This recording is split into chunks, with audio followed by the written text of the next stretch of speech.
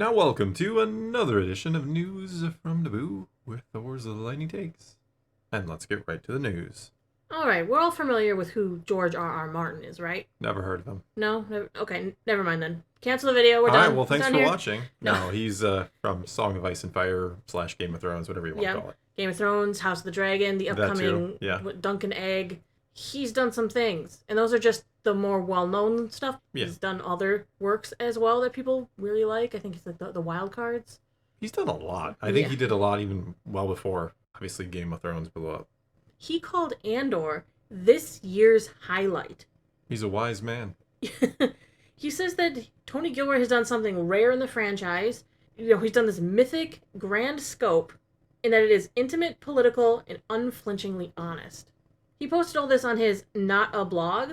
He praising the show for its realism and tension. He called out Diego Luna's performance, the show's visual beauty. But what he responds to the most was what Andor represents. A reimagining of science fiction storytelling that favors slow burn character drama over fan service and emotional complexity over nostalgia. I don't think it's necessarily new, but it worked extremely well in a franchise that maybe is leans a little too heavy into nostalgia from time to time, and just kind of, as I always bring up with Dave Filoni in that interview he did about Ahsoka, where you always got to keep the pace going. We had to cut some dialogue out because we would have gone 3 minutes without action. And that's one of the things that's nice about Andor, is it trusts the audience to actually care about the story, not just explosions and lightsabers. It's 100% correct there. Andor is a Star Wars series, first and foremost, but it's about things like real people, not about here are the heroes. It's about real people with real problems, and it even delves into more of their everyday lives and how they're feeling. That's just a different perspective, right? It's the ground level up view of the galaxy where, I mean, you could say Luke Skywalker came from nothing, but all of a sudden he blows up the Death Star. He's the last hope, the new hope in the galaxy. I mean, he just becomes Luke Skywalker, right? That's what Andor is. It's the average folk trying to do everything they can. They don't have force powers. They don't have any mystical powers or nothing like that. They're just trying to do the best they can in this crazy galaxy run by the Empire. Trying to survive and trying to, in some cases, do what they can to make things better. Yeah, and you do get the top perspective as well. You do get the Mon Mothma and how the wealthier people in the galaxy live, and maybe some of the problems they might face in it. A little bit of that as well.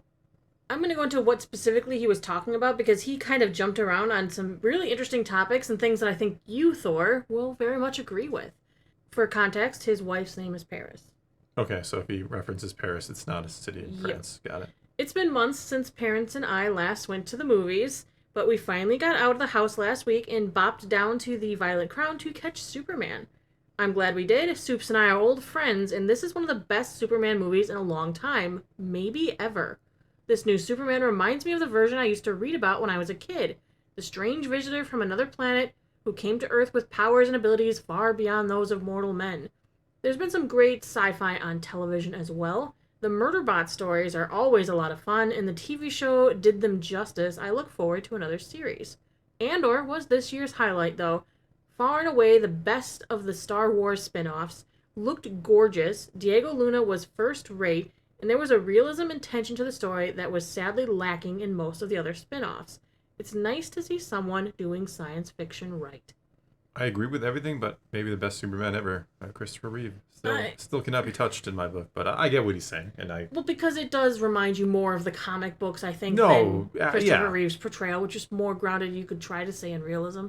Yes, it's kind of like what they did with the Batman in the Nolanverse, where it's the real world and you throw something super into it, right? There are no others. Well, and then Superman 3 and they make a supercomputer, and then 4 they had a strand of his hair. But in the first two, it's kind of grounded in realism. Like, what if a superpowered being came here? That's what that is. And in the new movie, it's like, what if a superpowered being came here? But the universe is already very comic booky.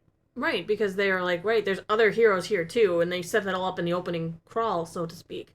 But I agree with what he said. I haven't seen Murderbot yet, but I really want to. Yeah, that's the one on Apple. About that. Yeah, you really want to tell me about that, and then I looked into it. I really like the Skarsgård who's in it.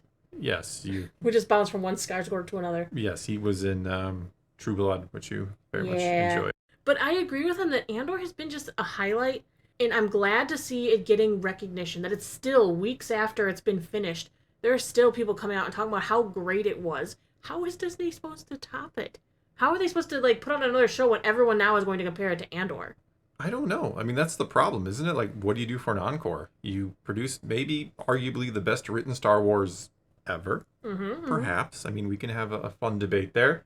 But just when it comes to writing, maybe it's the best Star Wars ever written. So now what do you do? And we're going to get Ahsoka season 2 next, which is Dave Filoni's encore. Well, I think And, next is actually going to be Visions, and then No, I'm live action. Live action. Mandalorian and Grogu. I think we're getting Sure, first. but the movies are always going to be, held aside. well, not held to the side, just held to kind of a different standard. Like, I'm not expecting an Andor to come to the big screen kind of deal. Like, I get Star Wars on the big screen is going to be more action oriented. Not saying you can't go deeper into the characters or anything, but I don't expect it to be Andor levels of complexity and character development and character driven. Again, the next one on the little screen on Disney Plus is Ahsoka, and the first season of Ahsoka is kind of the opposite of Andor when it comes to character development, if you ask me. No, I agree. That one does the exact opposite. Instead of banking on, what does he say? He said he was praising Andor for working on emotional complexity over nostalgia, and this one's like, no, nostalgia. Yeah. Emotional complexity. We won't have a conversation between Ezra and Sabine about the horrible thing she did to save him. Yes, I mean, that's why I call it the opposite of Andor, because Andor wouldn't have been afraid to have that conversation. Well, that conversation would have been had by Ahsoka versus Sabine, by Ahsoka with other people, by Sabine with herself, and by Ezra and Sabine. Yeah, even Ahsoka and Sabine, they have a brief conversation about it, and Ahsoka's like, it's okay, Sabine, you did you, and that's more important than doing the right thing. And it all worked out in the end, kind of. But they could have just left Thrawn and Ezra there. Ezra was doing fine. He had the crab people. Yeah, He was okay. He still had his good attitude. He did, which was cool. He was in high I'm glad spirits. he kept his Ezra-ness. Yeah. Meanwhile, Thrawn, one of the most dangerous masterminds in the galaxy, we are led to believe, as well as some creepy Night Sisters, are being kept at bay. I think that was important. He sacrificed himself to do this, and she just undid his sacrifice. Yeah, I mean, he sacrificed himself to save Lothal, but by extension, that kind of goes together. But by extension, he also sacrificed to get Thrawn off the board. And now you risk getting Thrawn back on the board to get Ezra back, which he more than likely would not be cool with. And we skipped that conversation. Ooh, that's a really good what if. What if Ezra hadn't managed to get rid of Thrawn? What if he hadn't have gotten him off the board? That is a real How fun would what the if. Empire have done with Thrawn as a player during the era of episodes? If I 4, weren't 5, and 6? in the middle of a new fan fiction, You which have to the write next this down. piece should be dropping hopefully next week. But yeah, I would tackle something like that. That would be fun. It's very interesting to think because he's supposed to be a military genius, and how would he have handled things against Han, Luke, and Leia? Well, just and the rest of the Rebel Alliance. Yeah, Akbar and the boys. Mon, yeah. Yeah. I mean, she wasn't planning big stuff, but she was there. Well, she was leading the charge, so. Yeah. But no, I agree with what you said. It's cool to see someone the likes of George R.R. Martin, arguably one of the greatest writers of our age. I mean, you can't argue with Game of Thrones being an epic tale. True. And he's praising Andor for being a fantastic show. Yeah, for going to where other sci-fi fails to go. Exactly. He is talking about how important it is to push the boundaries to let's make sci-fi more. And they did a wonderful job. So I mean, it's sci-fi fantasy, but why not take it seriously like Andor did? All right, well, that is going to be all we got for this time. It is now your turn to take to the comments below and tell me what you think about what George R.R. Martin had to say here about Andor. Whatever the case may be, leave those comments below. Let's talk some Star Wars, and until next time, thanks for watching.